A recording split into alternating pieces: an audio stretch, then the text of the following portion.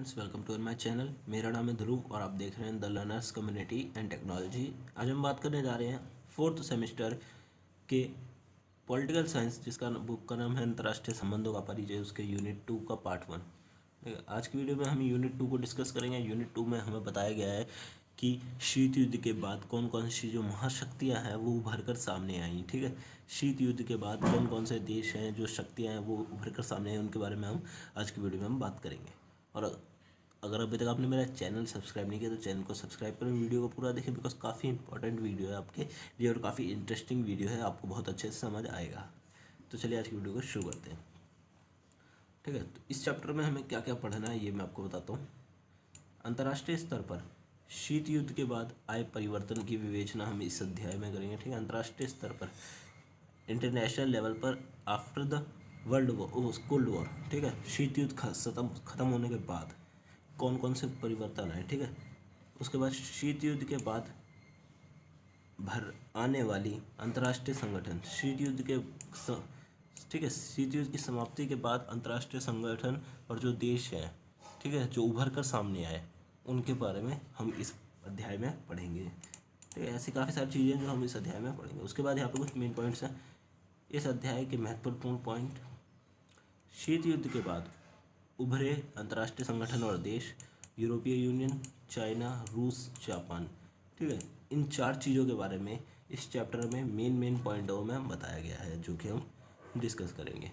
उसके बाद ये हमारा मोस्ट इम्पोर्टेंट पॉइंट यहाँ से स्टार्ट होते हैं कि शीत युद्ध की समाप्ति तथा सोवियत संघ के विघटन के साथ ही विश्व में काफ़ी बड़े बड़े परिवर्तन आए। कई प्रकार के देश उभर कर सामने आए और एकमात्र महाशक्ति, जिसे अमेरिका के नाम से जाना जाता है, वह उभर कर सामने आई तथा उसने अपना वर्चस्व विश्व को दिखाया। ठीक है, तो जैसा आपको पता ही होगा क्योंकि आप ये 12th में भी आपके में है, 12th की फर्स्ट बुक का सेकंड चैप्टर है। ठीक है, शीत युद्ध की समाप्ति किन कारणों से हुई और उसके बाद क्या क्या परिवर्तन आए। ठीक है, तो जैसा आपको पता ही होगा सिंपली कि शीत युद्ध खत्म हुआ था सन 1991 में। ठीक है, दिसंबर सन 1991 में शीत युद्ध की समाप्ति हुई थी। उसके बाद विश्व में केवल एक महाशक्ति अमेरिका बचा था। साथ में शीत युद्ध की समाप्ति के बाद 15 नए देशों का उदय हुआ था। ठीक है, जो कि सोवियत संघ से कनेक्टेड थे, उनका नया उदय हुआ था। और उसके बाद विश्व में काफ़ी बड़े बड़े स्तर पर परिवर्तन आए। ठीक है, और वो परिवर्तन धन से भी, जो वित्तीय संबंधों से जुड़े थे, सैन्य शक्ति से भी जुड़े थे। उसके बाद आता है शीत युद्ध की समाप्ति के साथ ही अंतर्राष्ट्रीय संगठन जैसे यूरोपीय यूनियन, नाटो तथा गुटनिरपेक्ष आंदोलन की प्रासंगिकता में परिवर्तन आए। कुछ संगठन अंतर्राष्ट्रीय स्तर पर काफ़ी महत्वपूर्ण हो गए तथा कुछ संगठन प्रासंगिकता पर उंगली उठाई गई। ठीक है, अब यहाँ पे बताया गया है कि शीत युद्ध की समाप्ति हुई, उसके बाद कई ऐसे संगठन हैं जैसे यूरोपीय यूनियन, नाटो, इन सब का निर्माण हुआ। नाटो का तो निर्माण ऑलरेडी हो चुका था, गुटनिरपेक्ष आंदोलन भी ऑलरेडी बन चुका था। ठीक है, ये नाटो और गुटनिरपेक्ष आंदोलन शीत युद्ध के दौरान बने हैं और यूरोपीय यूनियन शीत युद्ध के बाद बना है। ठीक है, यहाँ पे बताया गया। उसके बाद नाटो और गुटनिरपेक्ष आंदोलन की प्रासंगिकता में भी परिवर्तन आया। नाटो की प्रासंगिकता में परिवर्तन इसलिए आया क्योंकि शीत युद्ध की समाप्ति के बाद कई देशों ने नाटो को ज्वाइन कर लिया और वहीं गुटनिरपेक्ष आंदोलन की प्रासंगिकता में कमी आई। ठीक है, बड़े बड़े राजनीतिज्ञ ये कहने लगे कि अब गुटनिरपेक्ष आंदोलन की आवश्यकता किसी को भी नहीं है, बिकॉज गुटनिरपेक्ष आंदोलन वह आंदोलन था जो उन देशों को सपोर्ट करता था जो कि अभी अभी आज़ाद हुए थे। और शीत युद्ध की समाप्ति के समय तक लगभग विश्व में सारे देश आज़ाद हो चुके थे। ठीक है, और शीत युद्ध समाप्त हो गया था तो किसी भी देश को दबाव नहीं था कि वो किसी गुट में शामिल हो। ठीक है, इसीलिए गुटनिरपेक्ष आंदोलन की जो प्रासंगिकता है उस पर उंगली उठाई जाने लगी। इस प्रकार आप इसे लिख सकते हैं। उसके बाद आता है कि शीत युद्ध की समाप्ति के साथ ही अंतर्राष्ट्रीय संबंधों में काफ़ी हद तक परिवर्तन आया, क्योंकि विश्व में केवल एकमात्र महाशक्ति अमेरिका अपना वर्चस्व कायम कर रही थी। वहीं अन्य कमज़ोर देश चाहते थे कि उनका संबंध अमेरिका के साथ अच्छा रहे, जिसके लिए वह कार्य कर रहे थे, तथा वही कुछ अन्य देश जैसे रूस अपना विकास तेज़ी से कर रहा था। ठीक है, अब यहाँ पे बताया गया है कि शीत युद्ध की समाप्ति के साथ ही विश्व में केवल एकमात्र महाशक्ति अमेरिका बचा था। अब आपको पता ही है जैसे कि कमज़ोर देश होते हैं तो कमज़ोर देशों का क्या होता है कि उन्हें किसी ऐसे देश के साथ जुड़ जाना होता है जो कि उनकी मदद करे थोड़ी बहुत, बट वो उसके साथ कनेक्टेड ना है, ठीक है। और अमेरिका विश्व में अपना वर्चस्व दिखा रहा था, तो कमज़ोर देश चाहते थे कि उनका संबंध अमेरिका के साथ अच्छा रहे, जिससे कि उसको आगे जाकर कोई प्रॉब्लम ना फेस करनी पड़े। वहीं अगर हम दूसरी ओर बात करें तो देश था रूस, ठीक है, जो अपना विकास तेज़ी से कर रहा था। रूस अपना विकास कर रहा था बिकॉज सोवियत संघ की समाप्ति के बाद, सोवियत संघ के विघटन के बाद सभी प्रकार की सुविधाएं, ठीक है, रूस को प्राप्त थी, ठीक है। सभी प्रकार की, पुरुष नहीं आएंगे यहाँ पे, सिर्फ सभी प्रकार की सुविधाएं रूस को प्राप्त हुई, जैसे सैन्य शक्ति, परमाणु बम तथा अन्य सभी सुविधाएं, ठीक है। शीत युद्ध की समाप्ति के साथ ही कई प्रकार की सुविधाएं, सैन्य शक्ति हो गई, परमाणु बम हो गए, ये सब रूस को दिया गया, ठीक है, क्योंकि रूस सोवियत संघ का मेन पार्ट था। उसके बाद आता है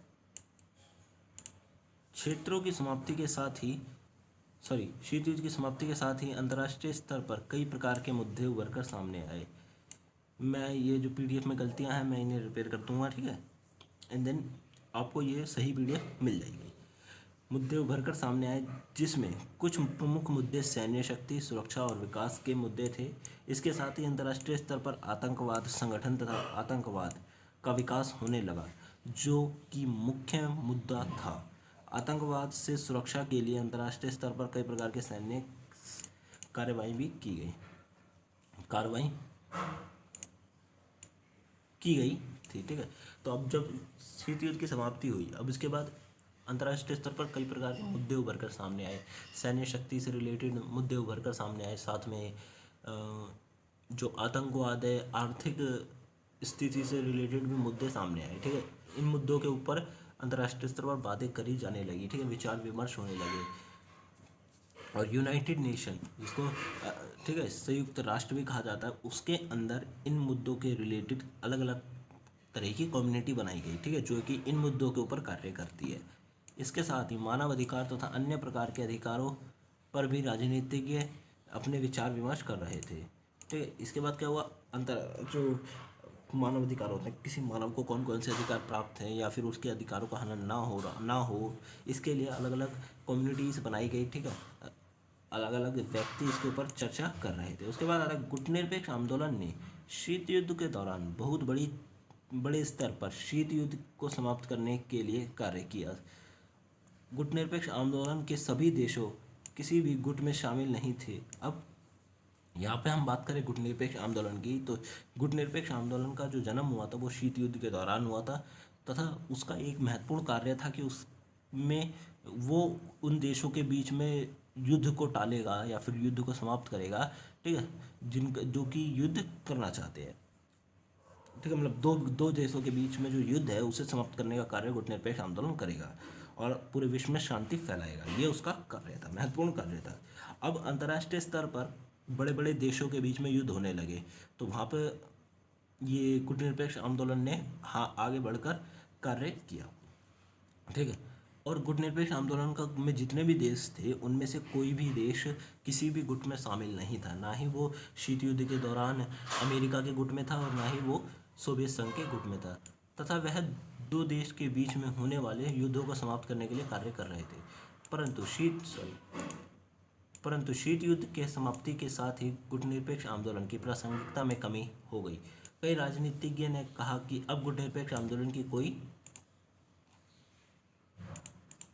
आवश्यकता नहीं है, क्योंकि अब अंतर्राष्ट्रीय स्तर पर सभी राष्ट्र स्वतंत्र हैं, ठीक है। गुटनिरपेक्ष आंदोलन इस कार्य के लिए भी कार्य करता था कि किसी वो जो देश जिनके ऊपर किसी और देश का कब्जा है उनको स्वतंत्र कराता था, इसके लिए वो कार्य करता था। बट शीत युद्ध जब समाप्त हुआ सन 1991 में, तब तक लगभग विश्व में सारे देश पूरी तरह से स्वतंत्र हो चुके थे, ठीक है, अपनी वैश्विक शासन से। सो यहाँ पे एक पॉइंट बनता है कि जो गुटनिरपेक्ष आंदोलन अब उसकी प्रासंगिकता क्यों है, ठीक है, गुटनिरपेक्ष आंदोलन की प्रासंगिकता क्यों है, ये क्वेश्चन 12वीं में भी आपसे पूछा जाता है, ठीक है। ये यहाँ पे भी आपसे पूछा जा सकता है कि गुटनिरपेक्ष की आंदोलन की प्रासंगिकता को बताएं।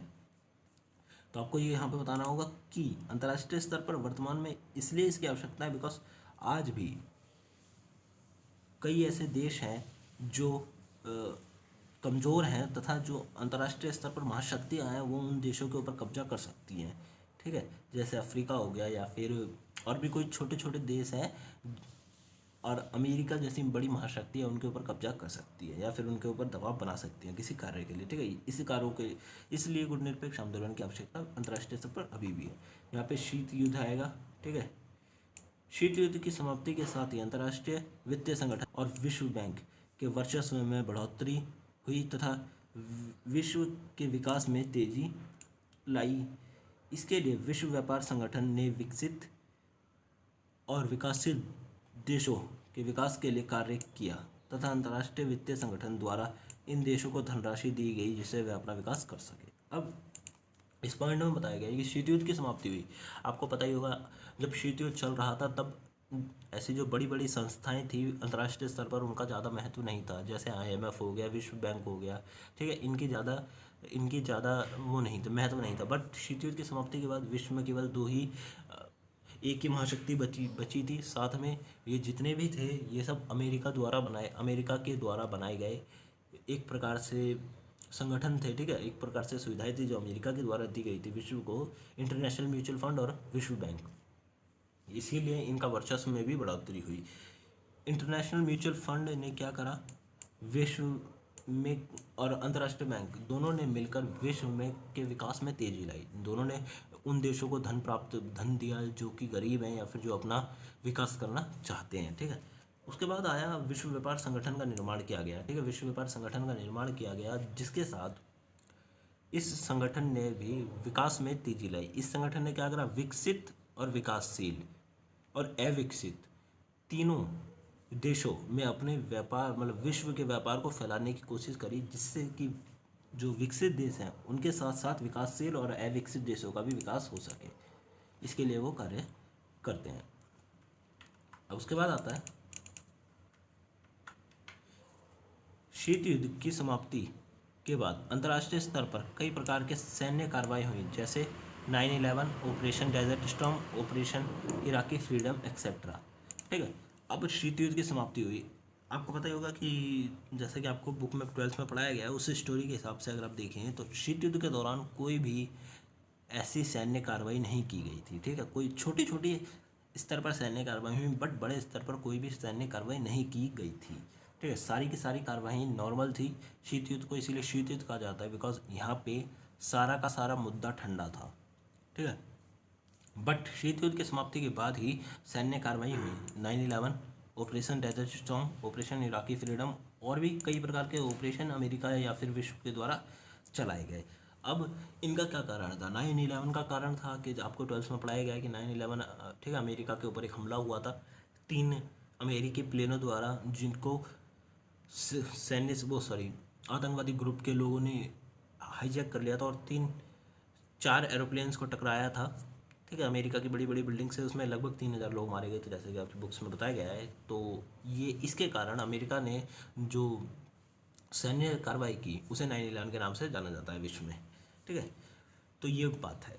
तो इस प्रकार के काफ़ी बड़े बड़े जो कह सकते हैं हम कि इस प्रकार के काफ़ी बड़े बड़े जो सैन्य कार्रवाई हुई हैं वो यहाँ पे बताई गई है। उसके बाद आता है अंतर्राष्ट्रीय स्तर पर बनाए गए महत्वपूर्ण संगठन जैसे सार्क, शाफ्टा, ब्रिक्स, यूरोपीय यूनियन। इन संगठनों के विकास में तेजी आई तथा इन संगठनों ने अंतर्राष्ट्रीय स्तर पर संबंधों में महत्वपूर्ण भूमिका भी निभाई है, ठीक है। अब सिंपल सी बात है, सीधी समाप्त हो गया। उसके बाद एकमात्र महाशक्ति बची तो विश्व के कई देशों ने अपना विकास करने की और कदम बढ़ाए।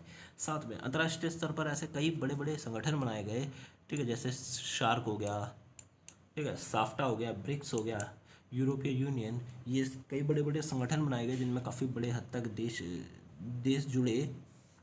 तो यहाँ पे क्या किया गया, इन संगठनों ने विकास में तेजी लाई, ठीक है। इन संगठन में जो भी देश थे संगठन ने उनके विकास में तेजी लाई।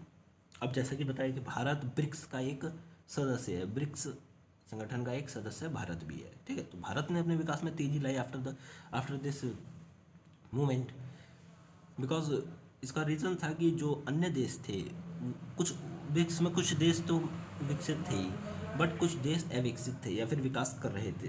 तो अन्य जो विकसित देश हैं वो क्या करते थे, विकासशील देशों की मदद करते थे, उनके यहाँ पे आके अपना व्यापार को फैलाना, ठीक है, कुछ प्रकार की सुविधाएं उन्हें प्रदान करना, ये सब कार्य किया जाता था। तो इसलिए विकास में तेजी आई। अंतर्राष्ट्रीय स्तर पर अंतर्राष्ट्रीय संबंधों में महत्वपूर्ण भूमिका भी निभाई है। उसके बाद आता है उभरती हुई केंद्रीय शक्तियाँ। अब आपको बताइए होगा शीत युद्ध समाप्त हो गया, उसके बाद विश्व में कुछ ऐसी जो उभरती हुई केंद्र की शक्तियाँ हैं, ठीक है जी, ऐसा कह सकते हैं पावर ऑफ सेंटर, ठीक है, सेंटर में जो पावर है, ऐसे कुछ देश, नामी देश हैं जो कि उभर कर सामने आए। शीत युद्ध के बाद अंतर्राष्ट्रीय स्तर पर उभरी हुई महाशक्तियाँ, ठीक है, अंतर्राष्ट्रीय स्तर पर जो महाशक्तियाँ उभर कर सामने आई वो। इस पीडीएफ में काफ़ी गलती, बिकॉज ये हिंदी में लिखा जाता है, ठीक है, तो इसमें गलतियाँ हो जाती हैं। यूरोपीय यूनियन, चाइना, रूस और जापान, ठीक है, ये जो चार हैं इनके बारे में हम पढ़ेंगे।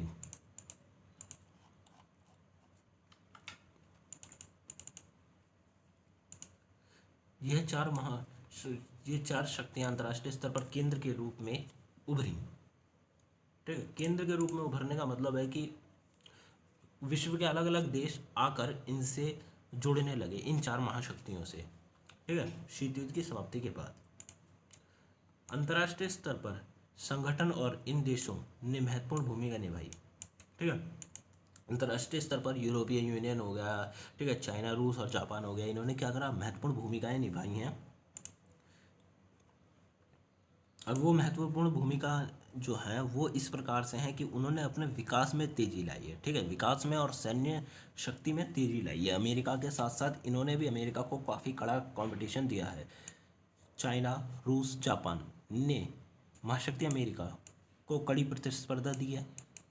इन सभी देशों तथा संगठनों ने अलग अलग क्षेत्रों में बड़ी तेजी से विकास किया, जैसे अर्थव्यवस्था, सुरक्षा और सामाजिक विकास, ठीक है। इन सब देशों ने और संगठन ने क्या करा, अंतर्राष्ट्रीय स्तर पर अपनी अर्थव्यवस्था को बहुत ही ज़्यादा बेहतर बनाया, ठीक है। अपनी सुरक्षा, जो सैन्य सुरक्षा है उसमें बढ़ोतरी करी, ठीक है, अपनी सेना को बढ़ाया, उसको हाईटेक बनाया, एडवांस बनाया, ठीक है। उसके साथ साथ सामाजिक विकास भी किया। सामाजिक विकास से अर्थ है कि समाज में व्यक्तियों की क्या स्थिति है उसके विकास में भी इन्होंने कार्य करा है। और इस प्रकार यह सभी देश तथा संगठन एक प्रकार से शक्ति के केंद्र बन गए, ठीक है। इस प्रकार से ये सभी के सभी देश एक प्रकार से शक्ति के केंद्र बन गए। अलग अलग देश, विश्व के बड़े बड़े देश आकर इनसे जुड़ने लगे, ठीक है। अगर कोई देश खुद को शक्ति का केंद्र बनाना चाहता है तो उसके पास बड़ी अर्थव्यवस्था, सैन्य शक्ति तथा अच्छी राजनीतिक व्यवस्था होनी चाहिए। अगर किसी देश के पास यह सभी विशेषताएं हैं तो वह शक्ति का केंद्र बन सकता है, ठीक है। अब यहाँ पे बताया गया है कि अगर कोई देश शक्ति का केंद्र बनना चाहता है, वो जताना चाहता है कि मैं शक्ति का केंद्र हूँ, ठीक है, तो उसके लिए उसको क्या चाहिए, उसके लिए केवल उसके पास एक बड़ी अर्थव्यवस्था होनी चाहिए, ठीक है, अच्छी सैन्य शक्ति होनी चाहिए, साथ में एक राजनीतिक या अच्छा राजनीतिक व्यवस्था होनी चाहिए। ऐसा नहीं है कि वहाँ पे हम कहें कि तानाशाही शासन है जैसे कोरिया है तो हम उसे विश्व का केंद्र या फिर शक्ति नहीं कहेंगे, ठीक है। उसके बाद आता है कि शीत युद्ध के दौरान देशों के क्षेत्रों शीत युद्ध के दौरान ऐसे देश थे जिनके क्षेत्र, खनिज संसाधन तथा आर्थिक संसाधन पर अन्य संगठनों का दबाव था, ठीक है। अब आपको पता ही होगा शीत युद्ध के दौरान जैसे अमेरिका है, अमेरिका क्या करता था कि छोटे छोटे देशों को कब्जा करके उन्हें उन पर दबाव देता था कि वह अपना खनिज संसाधन अमेरिका को प्रदान करें, दूसरा अपनी क्षेत्र जो है, अपनी भूमि जो है वो अमेरिका को प्रदान करें, तीसरा कुछ आर्थिक धन भी अमेरिका को प्रदान करें। ये अमेरिका की कॉन्सेप्ट थ्योरी थी। साथ में यही थ्योरी रूस, जो सोवियत यूनियन था वो भी अपनाया करता था, सेम थ्योरी, ठीक है। बट शीत युद्ध की समाप्ति के बाद क्या हुआ, विश्व में एकमात्र महाशक्ति बची और विश्व में प्रत्येक देश को उसके आर्थिक संसाधन, खनिज संसाधन तथा क्षेत्र पर अपना अधिकार मिला। अब शीत युद्ध समाप्त हो गया तो क्या हुआ, विश्व में जितने भी देश थे उनको अपने संसाधनों पर अपना अधिकार प्राप्त हुआ, ठीक है। कोई भी देश उन पर दबाव डाल के उनका अधिकार नहीं छीन सकता था। उसके बाद आता है वर्तमान में जिस देश के पास ये सभी क्षेत्रों में अच्छी स्थिति है वह विश्व में एक प्रकार से विकसित की श्रेणी में आता है, ठीक है। अब जिस देश के पास भी खनिज संसाधन अच्छा है, ठीक है, आर्थिक व्यवस्था अच्छी है, सैन्य व्यवस्था अच्छी है, वो विश्व में एक प्रकार से विकसित देशों में आता है। उसका विकसित देशों की संख्या में गिना जाता है। ठीक है। तो ये वीडियो यहीं तक थी। अगर आपको वीडियो अच्छी लगी तो वीडियो को लाइक करें, चैनल को सब्सक्राइब करें। साथ में अगर आपको कुछ समझ नहीं आया तो प्लीज़ मेरे से कमेंट बॉक्स में क्वेरी को पता कर लीजिए, मैं आपको सारी की सारी जो एक्सप्लेनेशन है वो वहाँ पे बता दूंगा। साथ में इस वीडियो को प्लीज़ शेयर करिए अपने फ्रेंड्स के साथ, बिकॉज ये काफ़ी इंपॉर्टेंट वीडियो है। आपको जहाँ भी इसे शेयर कर सकते हैं इसे वहाँ पे शेयर करिए। साथ में मिलते हैं अगली वीडियो में। प्लीज़ मेरा टेलीग्राम का जो ग्रुप है उसे ज्वाइन करें और फेसबुक का ग्रुप ज्वाइन करें। वहाँ पे मैं वीडियोज़ के लिंक देता रहता हूँ, तो आपको वहाँ से नोटिफिकेशन जल्दी से मिल जाएगा। तो मिलते हैं अगली वीडियो में। Thanks for visiting on my channel guys.